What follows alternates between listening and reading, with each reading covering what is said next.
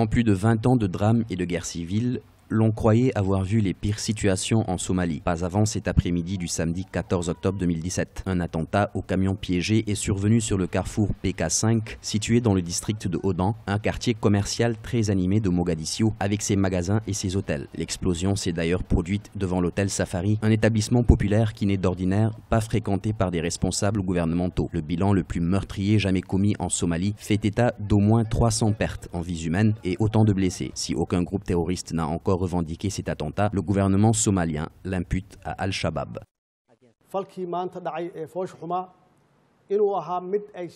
Il s'agissait d'un incident tragique et c'est un signe que Al-Shabaab continue de cibler des civils innocents.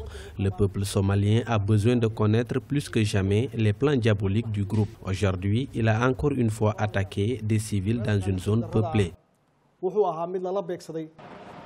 Le bilan pourrait encore s'alourdir dans les prochaines heures, mais déjà, les autorités somaliennes ont pris les devants. Une campagne nationale de dons de sang a été lancée et se poursuit actuellement dans les plus grands hôpitaux de la ville. Le président Mohamed a été l'un des premiers à participer à cette campagne. Aussi, après avoir ordonné le renforcement de la sécurité dans Mogadiscio, il a décrété 3 jours de deuil national. Aujourd'hui, nous avons tout perdu. Des personnes qui nous sont chères. Participons à la lutte contre le terrorisme qui menace notre paix et notre stabilité. Oublions nos différences et travaillons pour le mieux-être de notre société.